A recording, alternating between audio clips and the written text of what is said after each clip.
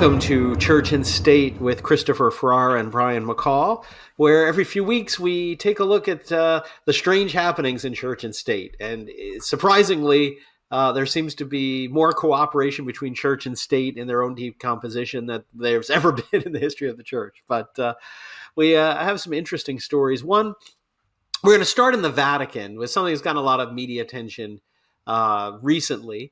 And that is, I think, something that does give us another data point to interpret or get a sense of where this pontificate of Leo XIV is going.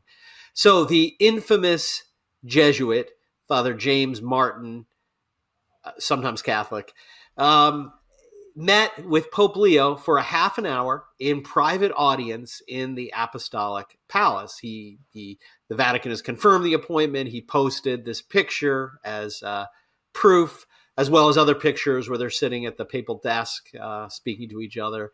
So again, this meeting clearly seemed to happen. And I think, I don't know about you, but I think it clearly gives scandal, right? There's a bunch of Pope-splainers out there who are saying, well, we don't know what the Pope's motives were. Maybe he called him in to yell at him and tell him to convert. I mean, that's just nonsense. This clearly is an endorsement of at some level. Well, it's an endorsement of what Martin stands for, which is the normalization of, let us speak plainly, sodomy, which the Catechism of the Catholic Church still refers to as a gravely disordered act, or an act of grave depravity, actually, to quote the Catechism more exactly. So these are acts of grave depravity, and to assign someone a status as a person, an LGBTQ, XYZ, whatever person, based upon acts of grave depravity is itself an act of grave depravity. But this is the final extremity of the post-conciliar crisis. Doctrine, when Pius XII promulgated Humanae Generis, it was his version of the syllabus against errors. It was his version of Pius X's Pascendi, because he could see all around him errors that were proliferating in the church. But I don't think even he envisioned this final extremity of the post-conciliar crisis. What he said when he promulgated Humanae Generis is that he had done it because everything was being lost. Yes. And he died in 1958. 4 years later, the Second Vatican Council happened, and the Trojan horse in the city of God emptied out its contents into the church. And now we see, as I say, the final stages of this crisis, when even acts of grave depravity are being condoned, or at least the church is remaining silent about them and pretending that someone can have an ontological status based upon such acts. That's what's going on here. Yes. I mean, it's clearly what is the message, regardless. And on top of it, James Martin has spoken about this, and the Vatican has not come out and said, oh, correction, that's not what was implied. Now, what I think Martin does go on to say, which again, this is his testimony, his interpretation of it, uncorrected by the Vatican. What's interesting, he goes on to say to his followers, don't worry, essentially, I got reassurances from Leo. We're not going back to the Dark Ages. Battle is my... Dark Ages of the Ten Commandments. Exactly, where the Ten Commandments actually mattered. Again, very positive to his followers. We're not going back, in time. Francis's decisions will be upheld. But then he goes on to say, don't have too high expectations. He sort of says, look, Leo's got other priorities, Gaza, Ukraine, all these other things. And, he's not going to essentially push further the way Francis did with new initiatives. But don't worry, and these are his words, he gets it. So he understands how we have to be treated. But I think he's trying to manage the expectations of his sort of followers in this cult of sodomy. Don't expect him to be like Francis and push the envelope further. And to me, this last bit really summarized what I think we should expect from Pope Leo. He's not, like some people think, going to issue decrees condemning Francis, overturning fiducia supplicans, but he's not going to push the envelope further. He's not going to travel down the path, but he's going to hold the line where Francis left it. Well, the fact that he would manage expectations in that way after this papal audience indicates that he did not really hear what he wanted to hear. That is encouraging, actually. So, I Hmm. haven't been following Vatican affairs or church affairs generally during this pontificate, this very young pontificate, because I haven't seen any eruptions that are worthy of attention compared to the Right. volcanic eruption of disaster we had day after day with the last pope whose name shall no longer be mentioned. So, to me, this is a rather pleasant surprise. I didn't realize that after this meeting, he had come out and tried to manage expectations. So that could be a very positive sign. We'll have to wait and see. But, isn't it interesting that he hasn't made this pontificate in any way about him? We haven't seen the airplane magisterium. We haven't seen off the cuff remarks to reporters, which seem to smack of heterodoxy. He's been very quiet as the Pope and took a vacation at Castel Gandolfo. He moved back into the papal apartments, albeit he's got roommates in the papal apartments, but I don't think that's unprecedented. Yeah. So I don't know. I don't think we have an ideologue, a vicious, tyrannical, vindictive ideologue by any shape, in any way, shape, or form, as compared to the last pontificate, which was rightly described in the famous book, The Dictator Pope. No, I think we definitely don't. But I think we have to manage. There's some people who are still, again, think he's going to be Pius X, No. condemning things. And it's just, he's not interested in that. I think he's interested in a new hermeneutic of continuity. Like, oh, we're all together, Francis, Benedict, we're all the same. Don't get too worried about things. I'm not going to do anything crazy, but what Francis did was Francis, and live and let live. Well, if he goes along with this hermeneutic of continuity, it's a holding pattern because it gets nowhere. There is no Yes. hermeneutic of continuity. So if he does nothing but endlessly circle the runway in the hermeneutic of continuity flight path, which will never land with any kind of hermeneutic, that's good for us because he's not disrupting the Latin Mass revival. Apparently, he's not going to rigorously enforce Traditionis Custodes, although now the problem is local bishops, which Right. ones will, in fact, rigorously enforce it. It's of God, the Latin Mass revival, and so it cannot ultimately be stopped. So if he doesn't do anything, humanly speaking, to stomp his foot down on it, on the neck of the movement, and try to strangulate it with another papal decree, well, let him talk about a hermeneutic of continuity. Go right ahead, waste everybody's time. At least you're not doing any further harm. Exactly. And I think you're right. On the Latin Mass front, I think we're back to pre 2007, where essentially it depends where you live, right? In some areas of the world, areas of the country, bishops very supportive, happy, either, worst, happy to leave you alone, at best, positively supportive. And in other, dioceses, other parts, a complete attack where the Vatican just sort of stayed out of it. You more or less do what you want. I think that's probably what we're headed back to, rather than Francis clearly declared motive of kind of eradicating it by some date in the future. I think, again, Well, that's another example, like with James Martin. I think we're not going to retract Traditionis Custodes, but we're not going to do any more harm. non-enforcement is just as good as a repeal, practically speaking.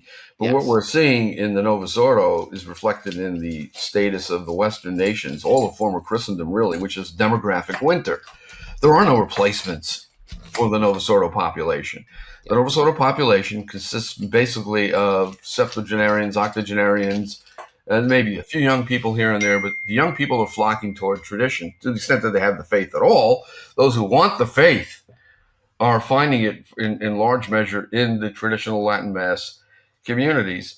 There is not a second, third, fourth upcoming generation to revitalize the Novus Ordo milieu because, as I said, it's experiencing a demographic winter. The priests are old, the people are old. There's nothing there. It has no roots in tradition. It's slowly dying on the vine. It's not going to bear good fruit. It has never really borne good fruit. With obviously individual exceptions, God's grace operates everywhere. I mean, let's face it, there are people in the Novus Ordo who exhibit greater piety than certain traditionalists. We have the phenomenon of the ugly traditionalist as well as the heterodox Novus Ordo theologian or priest. So it isn't simply a question of we are the elite, we are the pure ones, and they are the evil ones. No, that's not how it works. But generally speaking, overall, the Novus Ordo milieu is decaying and dying. There's just no question about that. The demographics speak for themselves. Well, and even on the broader issue of what Martin represents, as you talk about, the sins against intrinsically evil acts, disordered acts. It's kind of bizarre. The liberals are sort of behind where the world is coming to, because at least recently, the world is sort of realizing, look, these things are not as rosy as they seem. These unnatural lifestyles lead to psychological and other problems. I mean, as we've seen in the very sad, which complex issue, but a very sad church shooting in Minneapolis, how many of people who have done these sort of just bizarre things have been affected by these modern lies of telling, people nature isn't nature. You can do whatever you want. You can be whatever you want. You are defined by what you do, as you said, rather than ontologically. And, even more moderate liberal are sort of waking up. Maybe this wasn't the greatest panacea that we projected, where James Martin is still full steam ahead, and there's at least some in the Vatican, willing to keep promoting him. Well, the transgender delusion is the last extremity in the secular realm of the degeneration of liberalism into basically a diabolical cult. What else could you call it when parents impose upon their children the surgical removal of their sexual organs in a insane attempt to alter their sexes? And this has become a social contagion. It's a trend. I think it was Bill Maher who said, if this is such a natural thing and you have to really affirm someone's gender if he thinks he's of a gender other than the one with which he was born, how come it's so regional? Why is it an East Coast thing and a West Coast thing? And why is it suddenly so very trendy when no one ever heard of this before? Because it's a diabolical error against the created order that has flourished in recent years, and people are already beginning to say to themselves, as you suggested, this was a huge mistake. There's now a growing detransitioning movement, but with these trans shootings, they're definitely related to the trans phenomenon. Think about this. You have someone who has already got a mental illness, gender dysphoria. You pump him with hormones that don't belong to his gender, and then you put on top of that antidepressants with black box warnings that they cause suicidal and even homicidal ideation, and you send that person out into the world, what's going to happen? Well, the events speak for themselves. There's going to be acts of violence against others. And if you take male hormones and put them into a woman who thinks she's a man, you're going to get something like that as well as the result. Although basically this seems to be an issue of males attempting to transform themselves into females. And he himself, the most recent trans shooter, whose name escapes me, said he was tired of being trans. He tried out the latest trend, the newest thing in the world of liberal delusions, and he found it wanting. It had turned to ashes in his mouth, so he took it out on these kids.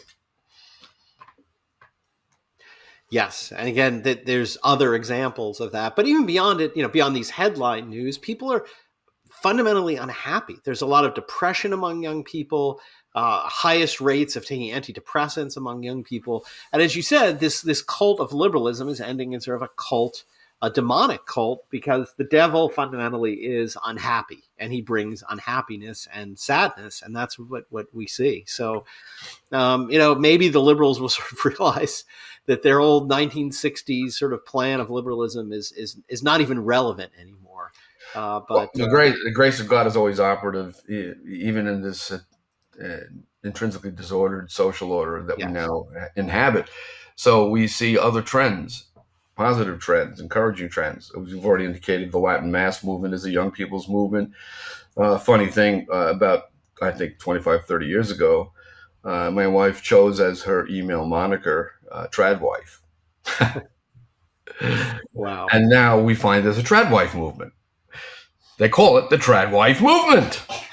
And it consists not just of conservatively oriented people, but liberals who have had enough of the liberal idea that a woman has to be everything. She has to be a career woman. She has to be a mother. She's got to do it all, which is nothing but a burden that's proving to be intolerable. And women learn too late in their lives that what they really wanted all along is to be wives and mothers. And so we see in publications like the New York Times and other mainstream forums this idea of a growing trad wife movement. Women have had enough of trying to be like men. Women's liberation was never about liberating women. Right. It was about making them into men. Yes. And they don't want to be men, these women in the trad wife movement. They want to be wives and mothers, which is how God made them, if that's their vocation. If they don't have a religious vocation. Same with men. If we don't have a priestly vocation and we're not consecrated in some way as brothers in a monastery somewhere, our vocation is marriage. So these women, whether they know it or not, are actually recognizing the ontological distinction between the sexes, the inbuilt mission of women as people who bring into the world human lives to fill up the number of the elect. Because what is life all about, after all? It's about what happens after this sojourn on the face of the earth. The wayfaring state is very brief, eternally lasts forever. And people are miserable because they've lost sight of that fact. They're trying to live for this world. This world disappoints them ultimately, even if they're happy for a time, just a matter of time before disease, infirmity, and death claims them all. And many of them are beginning to wonder, is that all there is?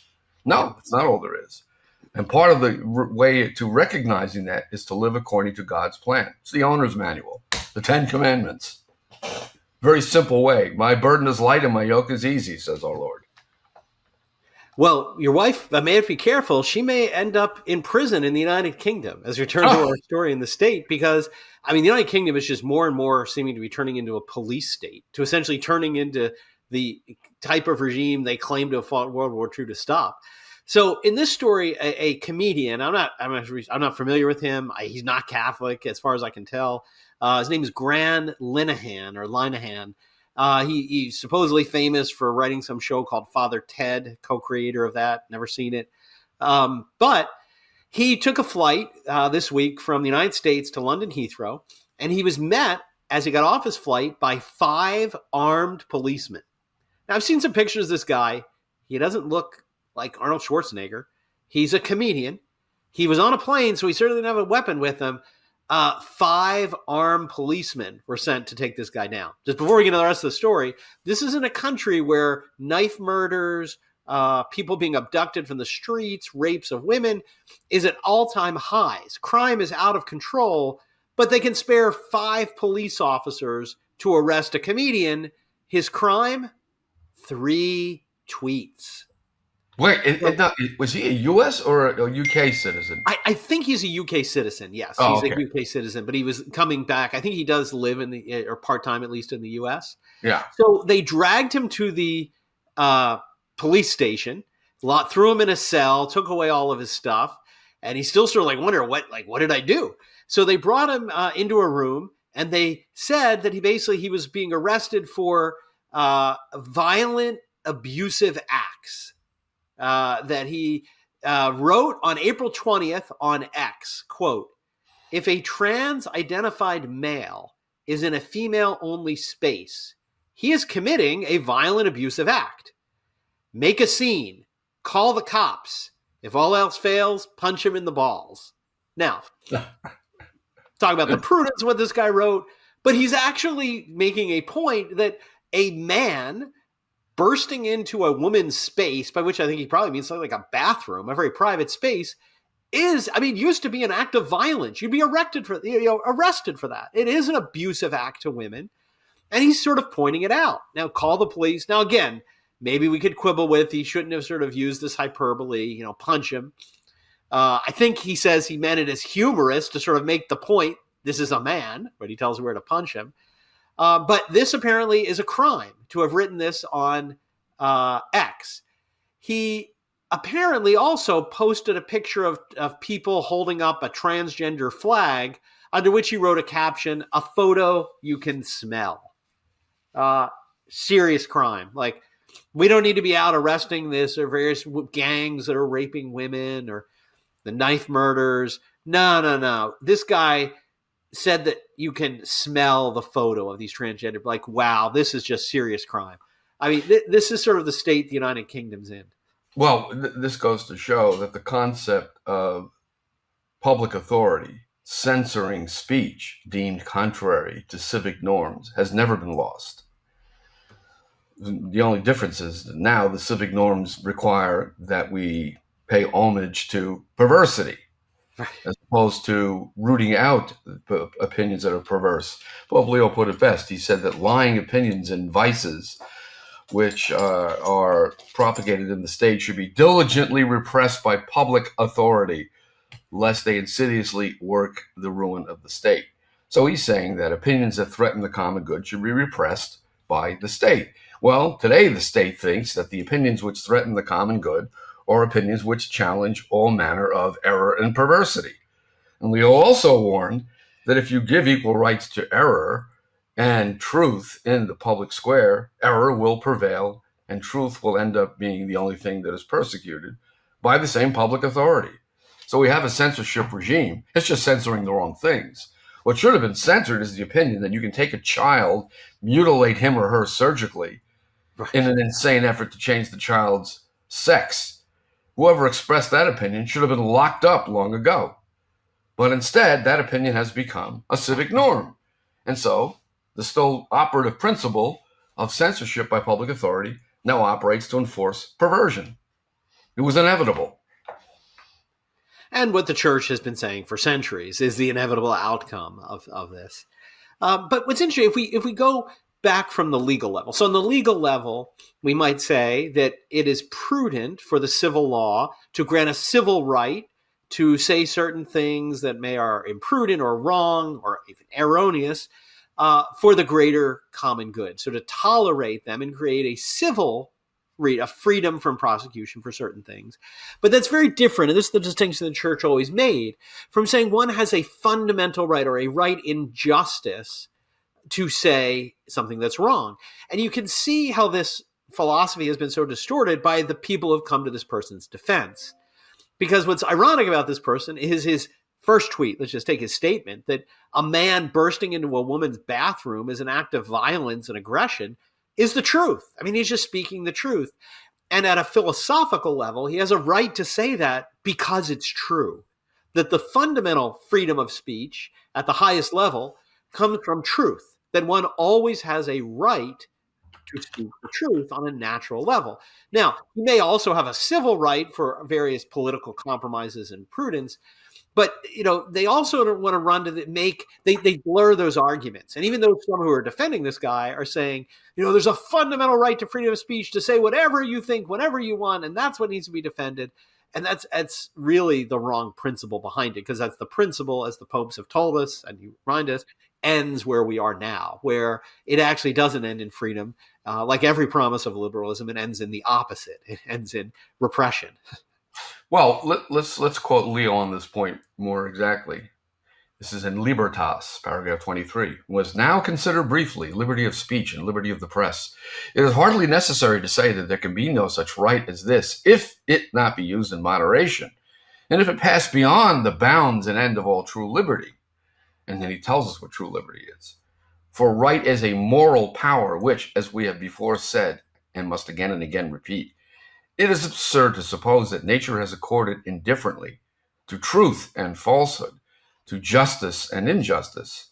Men have a right freely and prudently to propagate throughout the state what things soever are true and honorable, so that as many as possible may possess them. But lying opinions, than which no mental plague is greater, and vices which corrupt the heart and moral life, should be diligently repressed by public authority, lest they insidiously work the ruin of the state. So yes, there are limits within which you can say things that are controversial, and prudence would tolerate them because repressing them would cause more harm than good. But certain opinions should be deemed per se intolerable, such as you have the right to kill your child in the womb, or you have the right to commit sodomy, or you have the right to no-fault divorce. We should have a situation in our society in which whenever you're tired of the marriage contract, you should be able to revoke it. All of these things in what was once called Christendom, even in certain Protestant versions of Christendom, were considered opinions that could be punished by law. Today, they still punish opinions. If you market something and you make fraudulent claims about it, you can be fined or even imprisoned. And if you tell lies about someone, you can still be sued and punished for defamation. And in many European countries, there are still criminal penalties. Unless you're a mainstream media journalist, Yes, then you can tell lies and not get yeah. fired. They created a nice carve out for them. Although Trump Right, seems to have had remarkable success in that area right, lately. he has. So the idea of repressing opinions, which people think is outrageous, is actually endemic to political society. It still operates in our society. It's just got the wrong targets. The Exactly. opinions that should have been repressed are the opinions that now are dominating society. And if you dissent from those opinions, well, those opinions will be enforced rigorously by public authority, lest they insidiously work the ruin of the liberal state. Yes. Well, and again, I think ironically, the British have become, what they claimed they were fighting against. I mean, I think that the repression that they are putting up in terms of silencing dissent is, the Nazis couldn't have dreamed of, essentially someone just for saying, three, for short sentences online can be thrown into prison. I just had a continuing legal education seminar on European constitutional regimes. Yeah. And the issue of freedom of speech in Europe came up.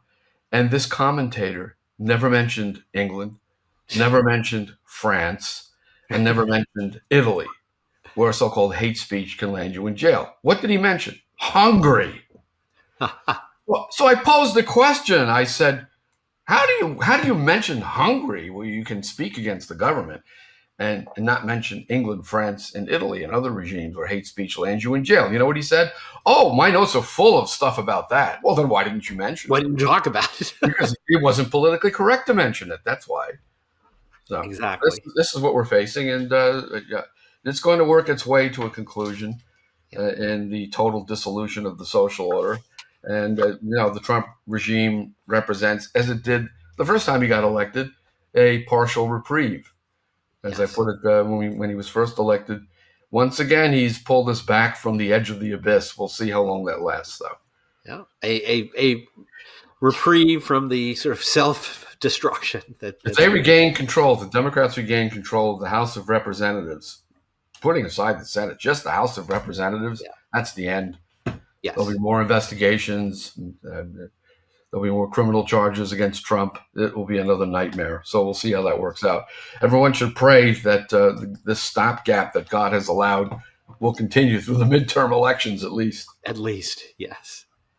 Well, there you have it. Kind of interesting, connections in the delusion, the self-delusion of both church and state to just not see reality for what it is. And like I said, there's not been more harmony in the way the church and state have been acting in many centuries on these same issues, where the church, so goes the church, so goes the world. When the church forgets these principles, it's no surprise that we see consequences in civil society. Well, the modern political society, non-serviam.